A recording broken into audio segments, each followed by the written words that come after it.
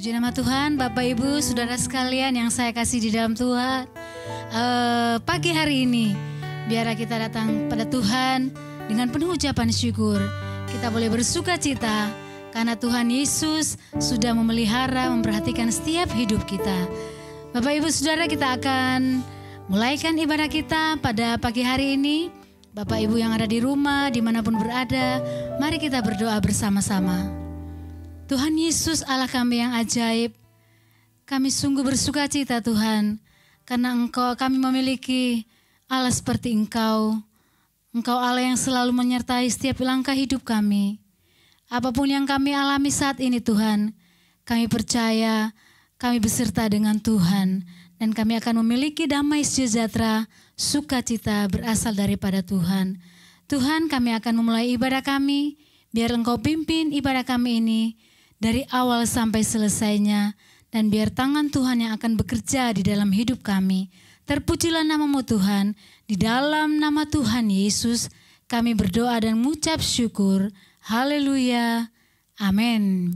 Puji nama Tuhan, kita akan masuk ke hadirat Tuhan, dan biarlah Bapak Ibu kita boleh bernyanyi bersama-sama bagi Tuhan, membawa korban syukur kepada Tuhan, karena Dia Allah yang sangat ajaib dalam hidup kita. Haleluya.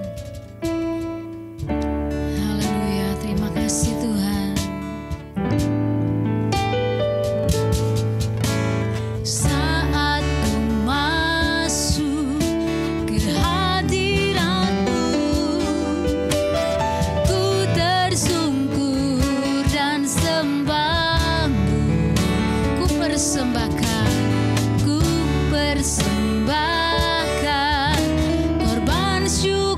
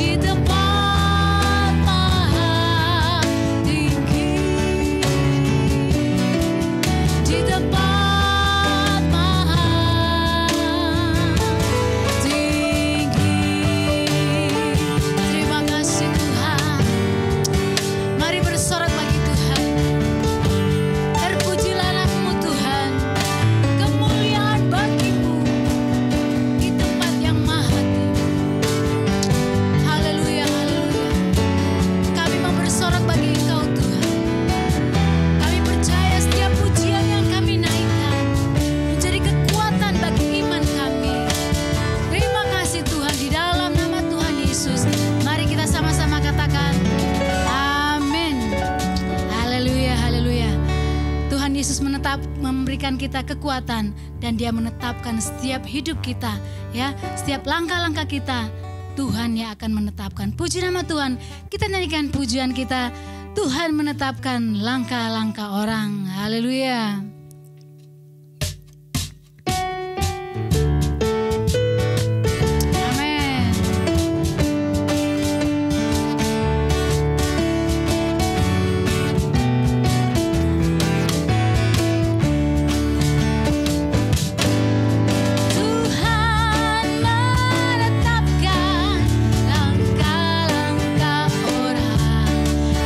Hidupnya berkenan kepada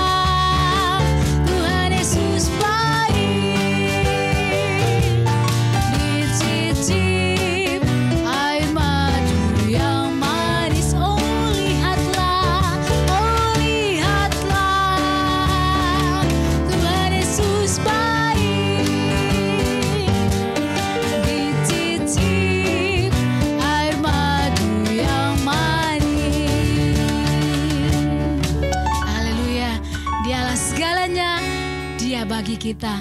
Puji nama Tuhan. Saudara percaya bahwa Tuhan tidak pernah mengecewakan hidup kita. Amin. Haleluya. Mari kita nyanyikan pujian kita. Tuhan tidak pernah mengecewakan kita.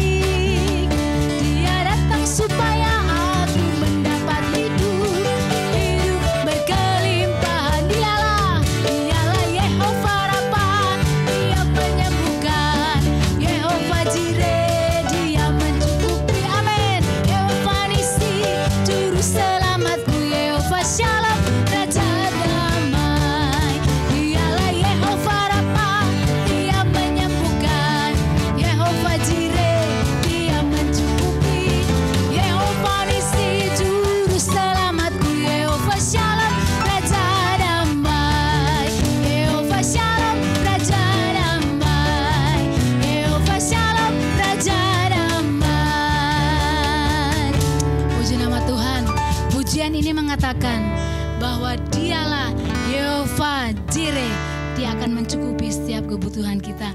Dialah juru selamat hidup kita. Puji nama Tuhan. Bapak Ibu Saudara sekalian, kita akan menerima firman Tuhan.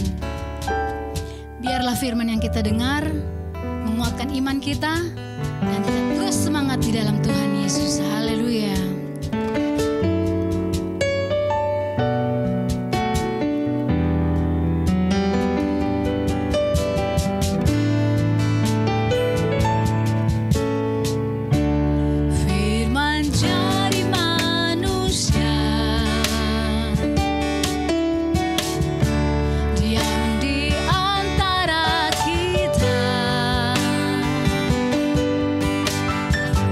Ada hidup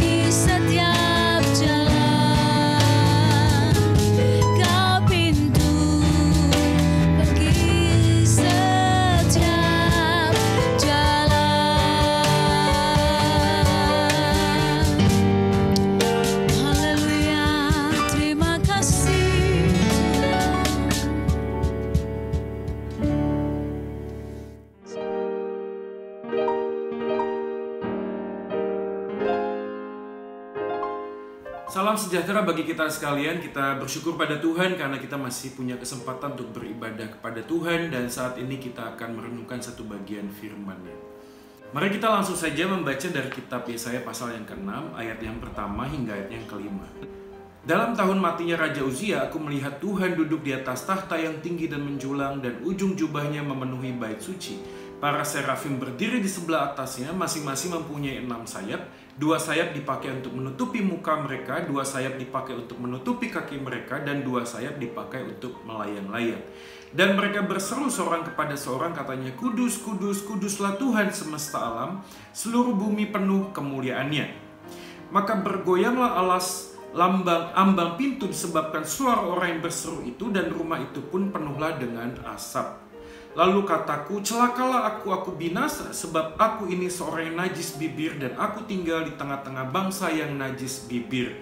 Namun mataku telah melihat Sang Raja, yakni Tuhan semesta alam. Demikianlah firman Tuhan. Kita berbahagia kalau kita menjadi pelaku firman dalam hidup hari lepas hari.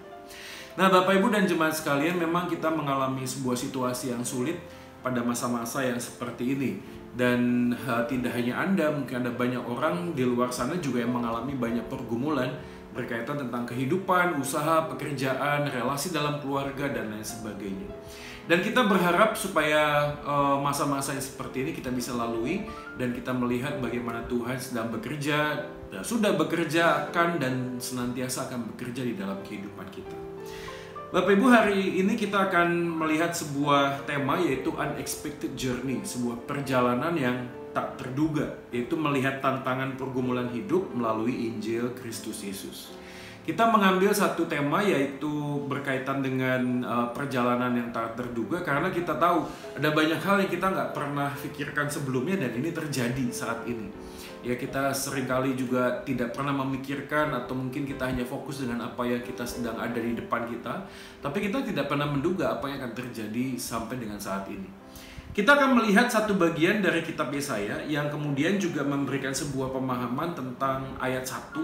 Itu bicara tentang kematian seorang raja, yaitu Raja Uzia. Nah, raja ini memang sangat menarik sekali untuk kita cermati, karena Raja Uzia ini adalah raja yang awalnya itu mengawali panggilan pelayanan dengan sangat baik, tetapi di akhir hidupnya dia justru mati mengenaskan karena dia berpaling dari Tuhan dan menyembah kepada hal-hal yang lainnya, jatuh dalam dosa-dosa kesombongan dan seterusnya. Tetapi yang menarik adalah kitab Yesaya itu lebih sering dikutip di PB daripada nabi lainnya. Dan yang menarik, Nabi Yesaya dipanggil bukan hanya untuk bangsa Israel, dan ini adalah sebuah kitab yang sifatnya mesianik, bicara tentang kehadiran kedatangan Kristus kelak. Jadi ini bicara di dalam satu bagian lokal pada saat pemerintahan bangsa Yehuda waktu itu, tetapi juga isinya bicara tentang nubuatan ke depan. Dan tidak hanya itu, pada waktu kita melihat bagian ini, seorang komentator mengatakan dari semua nabi Israel, Yesaya yang paling memahami pikiran Allah dan rencananya pada masanya. Dalam pengertian rohani, ia tidak dapat tertandingi di seluruh perjanjian lama. Jadi kita bisa melihat bahwa apa yang Yesaya alami dalam perjalanan meresponi panggilan Tuhan pada zaman saat itu menjadi panggilan sangat istimewa. Dan dia memahami bagaimana Tuhan sendiri itu berjumpa langsung dengannya. Maka pada ayat 6, pasal 6 ayat yang ke-1, kita melihat sekali lagi dalam tahun matinya Raja Uzia. Ini menjadi sebuah penekanan karena pada waktu kita melihat pasal 6 ini ada kata melihat yang diulangi 2 kali, yaitu ketika dia melihat, Yesaya melihat tahta Allah, lalu kemudian dia melihat Raja Uzia mati. Jadi ada 2 kata melihat. Ya, melihat Raja Uzia mati itu physically, dia melihat dan mengalami bagaimana raja itu yang tadinya ada di sekeliling dia lalu mati. Tapi dia juga bisa melihat tentang kehadiran Tuhan. Ini sangat menarik sekali karena pada waktu kita memikirkan bagian ini seakan-akan Yesaya sedang mengajak kita untuk memikirkan bahwa di dalam dunia ini kita bisa melihat raja yang bertahta secara duniawi.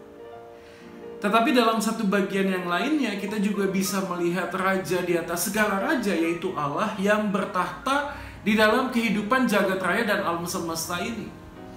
Bapak, Ibu, dan saudara sekalian, pada waktu Nabi Yesaya itu mengalami satu kehidupan yang sulit ketika melihat Raja Uzia ini mati, maka pada saat yang sama kita juga bisa merenungkan apa yang terjadi pada bangsa itu saat itu. Kenapa demikian? Karena pada waktu kita melihat pasal-pasal berikutnya, kematian Raja Uzia ini membuat bangsa ini merosot tajam dalam banyak hal. Bahkan bangsa ini terancam oleh bangsa Asyur yang akan mengalahkan, yang akan menyerang bangsa Israel tersebut. Dan pada saat yang sama bangsa ini sedang tidak punya raja. Wow, mungkin kita bisa memikirkan kalau kita ada di dalam bagian kerajaan itu, tidak ada pemimpin, kondisi segala sesuatu yang tadi baik menjadi tidak baik. Ya, mungkin kita bisa melihat aplikasi dalam zaman sekarang, dolar tiba-tiba bisa melonjak tajam, harga BBM menjadi tinggi, ancaman musuh yang siap untuk menyerang bangsa kita mungkin. Ya, sana sini mulai ras, orang mulai mengambil uang dengan cepat dari bank. Mereka mencoba untuk menyelamatkan diri mereka sendiri karena mereka akan hancur-hancuran diserbu oleh bangsa lain. Dan semua hal yang mungkin menjadi kegelisahan bagi bangsa itu. Tapi yang menariknya adalah justru karena kematian Raja Uzia, kalau kita melihat dalam ayat berikutnya, di sanalah Yesaya menerima panggilan sebagai hamba Tuhan. Jadi pertanyaan yang pertama yang bisa kita renungkan pada pagi ini adalah demikian, Bapak Ibu sekalian. Siapakah yang menjadi raja di dalam hidup kita hari ini? Karena kalau kita menjadikan sesuatu di luar Tuhan yang menjadi raja, maka kehidupan yang kita jalani akan chaos, akan kesulitan. Kita akan menemui jalan buntu sana sini. Kita akan mencoba untuk mencari jalan keluar dari setiap masalah tanpa kemudian bertanya apa maksud sang raja di atas segala raja itu mengizinkan semua ini terjadi. Siapa yang menjadi raja di dalam hidup kita akan menentukan bagaimana kita akan mengambil sebuah keputusan. Apalagi di dalam situasi yang sulit seperti ini, kita seperti dipaksa ya, oleh situasi dan kondisi ini untuk mulai merenungkan sebenarnya sesungguhnya siapakah yang menjadi raja di dalam hidupku dan hidupmu. Di dalam waktu-waktu yang lalu ada sebuah film yang sangat menarik sekali, dan bukan hanya menarik filmnya sebenarnya, tapi juga mencetak rekor yang luar biasa ketika film Asia itu menang di Piala Oscar. Ya, saya yakin Bapak Ibu langsung bisa menebak film apa. Yes, itu adalah film Parasite. Ya, sebuah film Korea. Ya, yang kemudian kalau Bapak Ibu sempat menonton film ini, sebenarnya tidak ada sesuatu yang spesial banget sih, tapi yang sangat menarik adalah ketika kisahnya itu sangat relate sama kehidupan kita di dunia ini. Bahkan sutradaranya pada waktu itu, yaitu Bong Joon-ho, itu pada waktu diwawancara mengatakan demikian, "It just happened very naturally. Because I'm based in Seoul, I wanted to tell the story about people around me in neighborhood that I encounter on a daily basis. That's where the thought began. I wanted to sort of delve deeper into the reality that surrounds me." Jadi pada waktu sutradara ini ditanya, "Kamu dapat ide dari mana sih? Kok bisa bikin film seperti ini?" Lalu si Bong Joon-ho ini mengatakan, "Itu terjadi sedemikian seperti halnya orang-orang di sekitar saya." Dan kalau Bapak Ibu saudara sekalian melihat video ini, apa yang terjadi? Sekelompok atau satu buah keluarga yang miskin, yang hidup di bawah garis rata-rata hidup manusia, kemudian mempunyai sebuah peluang untuk bekerja dengan keluarga yang kaya, lalu kemudian satu orang masuk, lalu keluarganya saudaranya dimasukin lagi dengan berbagai macam cara, berbagai intrik yang terjadi. Mereka mencoba untuk meraup keuntungan di tengah-tengah situasi kondisi dengan harapan supaya keluarga mereka bisa menjadi lebih baik dan lebih baik. Dan bukankah ini yang menjadi kerinduan kita semua, bukan? Kita berharap dalam dunia ini kehidupan kita itu menjadi lebih baik ke depannya, di masa depan menjadi lebih baik. Tapi pertanyaannya, apa parameter lebih baik itu? Apakah parameter lebih baik itu adalah saya bisa mendapatkan hal materi yang lebih banyak, saya bisa mendapatkan uang lebih banyak, saya mendapatkan posisi yang lebih baik, atau apa? Nah, kita perlu merenungkan, karena setiap attitude, keputusan yang kita ambil itu menunjukkan siapa yang menjadi raja di dalam hidupku dan hidupmu. Bapak Ibu sekalian, jangan salah berpikir bahwa saya tidak saya menjadi orang yang naif mengatakan kita tidak perlu materi dan lain sebagainya. Tetapi poin yang sangat penting di dalam kitab Yesaya ini adalah sebelum Yesaya itu dipanggil untuk melayani Tuhan di kerajaan di bangsa Israel, Tuhan justru mengizinkan raja di dunia ini harus mati dulu. Sebelum raja di atas segala raja itu yang mengambil alih semua kendali di dalam hidupku dan hidupmu. Dan pada waktu yang sama kita hari ini dipaksa oleh Tuhan di situasi kondisi seperti ini untuk merefleksikan kehidupan kita, siapa yang menjadi raja. Dan raja kedagingan yaitu berhala-berhala tersebut Tuhan minta untuk dimatikan dahulu sebelum kita bisa melihat sang raja yang bertahta di dalam kehidupan kita. Di dalam Markus pasal 9 ayat 33-34 ya Yesus pernah mengatakan demikian.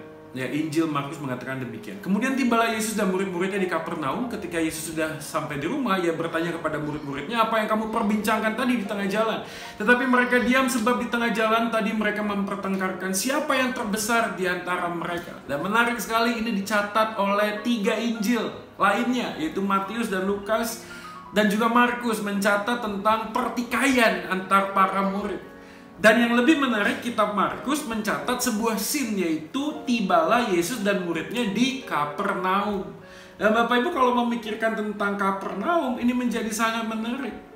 Karena Kapernaum ada sebuah tempat yang metropolitan saat itu. Dan pada saat murid-muridnya berjalan mengiring Yesus melewati kota itu, lalu terbersihlah sebuah pemikiran, siapa yang lebih besar di antara kita?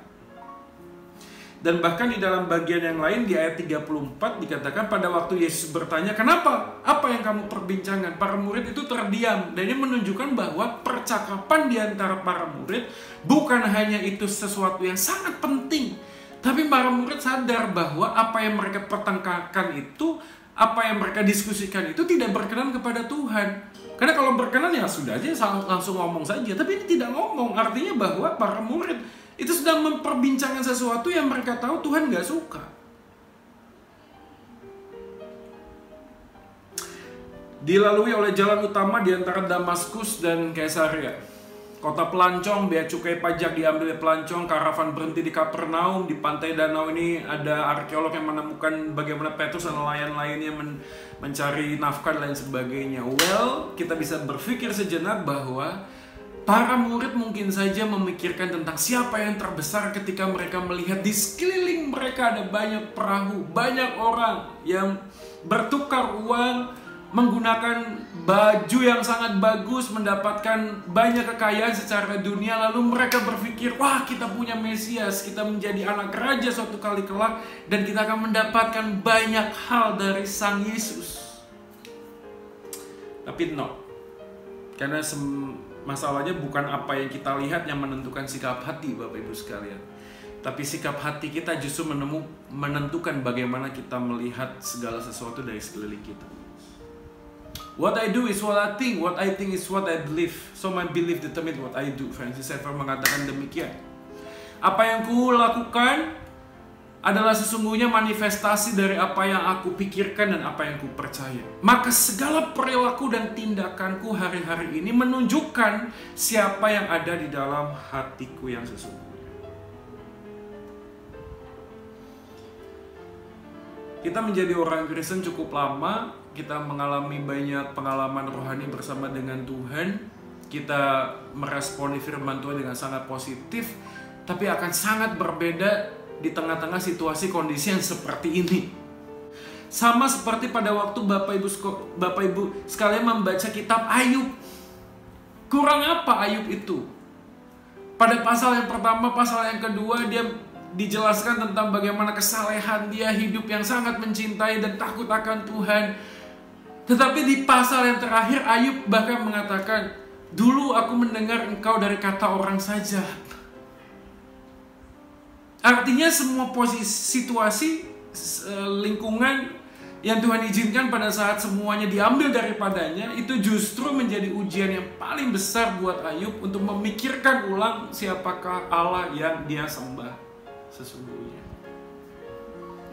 Ini tidak mudah Bapak Ibu sekalian, karena seringkali pada waktu kita hidup di dunia, pada saat situasi semua baik-baik saja, kita seringkali berselingkuh dengan dunia ini. Dan seringkali kita bukan berarti tidak mencintai Tuhan ketika kita menyandarkan sesuatu di luar Tuhan sebagai sesuatu yang kita anggap penting.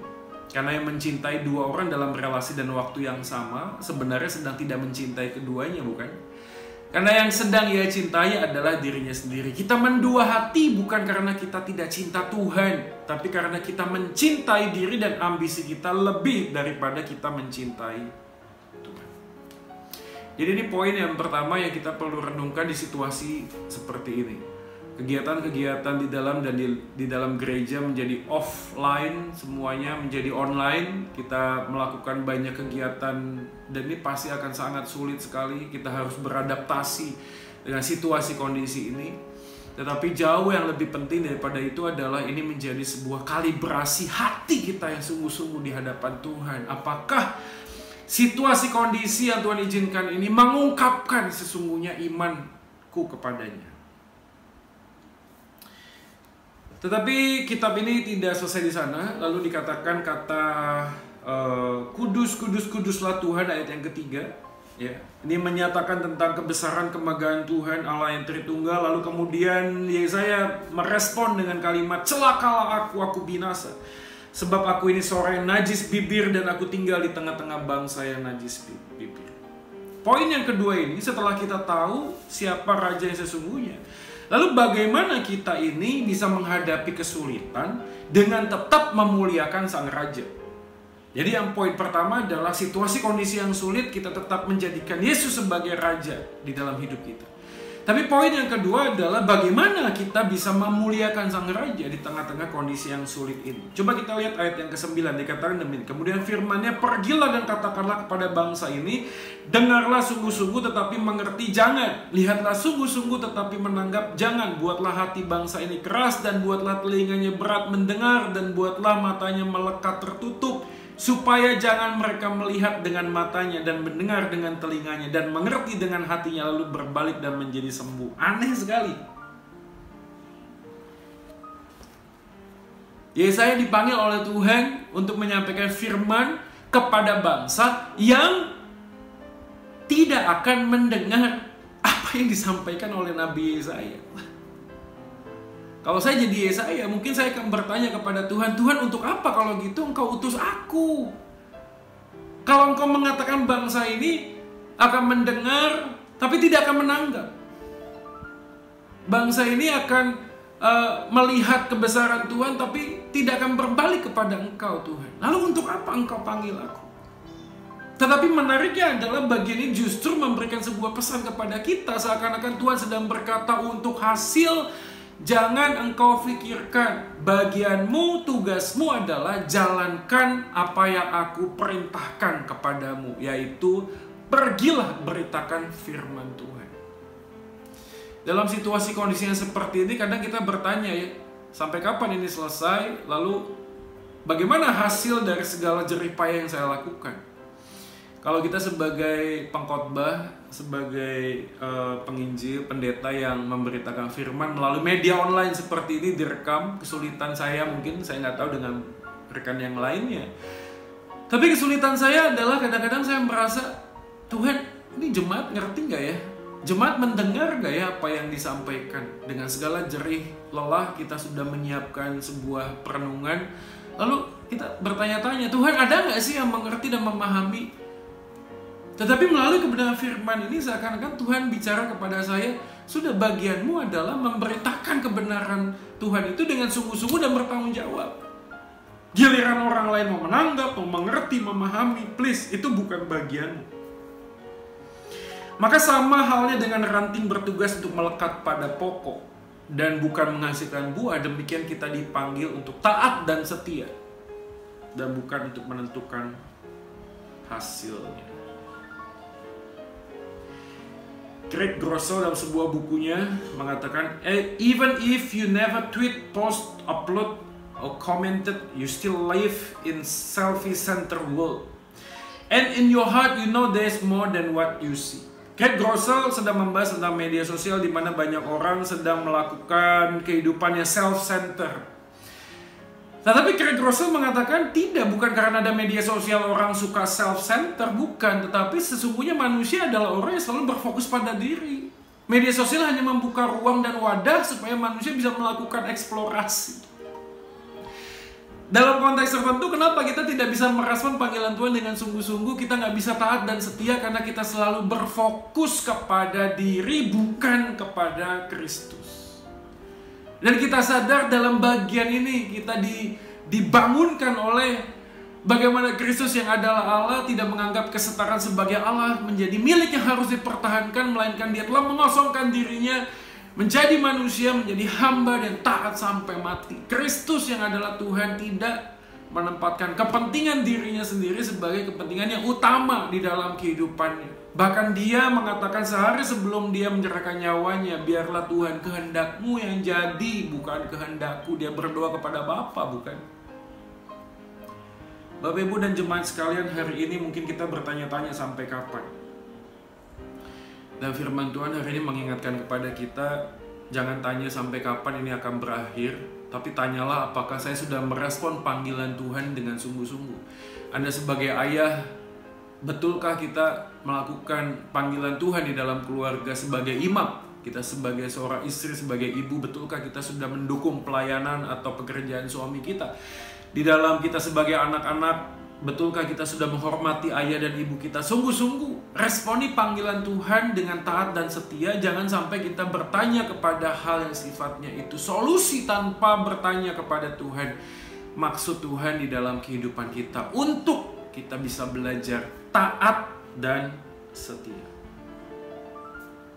Maka pengenalan kita terhadap Yesus menjadi sangat penting. Sebagaimana kita melihat dan memandang Yesus, demikianlah kita harusnya meneladani kehidupannya, bukan? Karena pada waktu kita bicara tentang Yesus dan menyembah Yesus, pada saat yang sama kita tidak mengenal Yesus dan meresponi panggilannya, jangan-jangan kita sedang membuat berhala yang baru yang namanya adalah Yesus. Karena kita sedang mendesain pribadi yang lain yang bukan dikatakan oleh firman Tuhan, tapi apa yang kita pikirkan dan imajinasikan tentang Yesus yang bisa dan harus memenuhi segala kebutuhanku tanpa kemudian melihat dan meresponi apa yang menjadi keinginannya untuk kita lakukan dalam dunia. Lebih baik menjadi yang terbaik bagi Yesus walau dinilai rendah oleh dunia. Karena dunia sebenarnya nggak tahu apa itu nilai kebaikan. Bapak Ibu, kita di tengah-tengah dunia yang selalu mendorong kita untuk menempatkan diri sebagai pusat. Kita selalu mencari sesuatu untuk bukan sekedar memenuhi kebutuhan, tapi untuk bisa menjadi pribadi yang dilihat oleh orang-orang di sekitar. Tapi situasi kondisi yang Tuhan izinkan terjadi ini mengungkapkan bahwa yang utama adalah bukan kebutuhanku, tapi panggilan Tuhan. Dan yang luar biasa, selama kita meresponi panggilan Tuhan dengan sungguh-sungguh, Tuhan tidak pernah meninggalkan perbuatan tangannya yang ajaib di dalam kehidupan aku dan kehidupan. Hari ini mari kita mencoba renungkan segala kebaikan Tuhan. Kristus sudah mati menebus dosaku dan dosamu, Bapak Ibu sekalian, bangkit naik ke surga. Kematiannya mengalahkan kuasa dosa. Kebangkitannya memberikan pengharapan bahwa ketika dia hidup, maka aku pun akan hidup. Perjalanan hidup yang kita jalani hari ini, kita percaya bukan karena kuat dan gagahku, tapi karena Kristus yang menopangku. Kiranya Tuhan Yesus memberkati kita sekalian. Saya berdoa buat kita semua supaya kita boleh bertumbuh semakin hari, semakin mengasihi dan mencintai Tuhan, dan kita semakin melihat panggilan Tuhan dengan melakukan panggilannya dengan taat dan setia. Tetap hidup sebagai gereja Tuhan, bergandeng tangan, melihat apa yang menjadi visi Tuhan di dalam tahun ini, tetap memberitakan kebenaran demi kebenaran, karena true faith always seeking understanding. Iman yang sejati selalu akan mencari pengertian. Di tengah situasi kondisi yang seperti ini, mari kita mencari kebenaran firman Tuhan. Kita rindu akan wajahnya, dan di sana kita akan menemukan damai di tengah badai yang sedang terjadi. Soli Deo Gloria, segala kemuliaan hanya bagi Tuhan. Amin.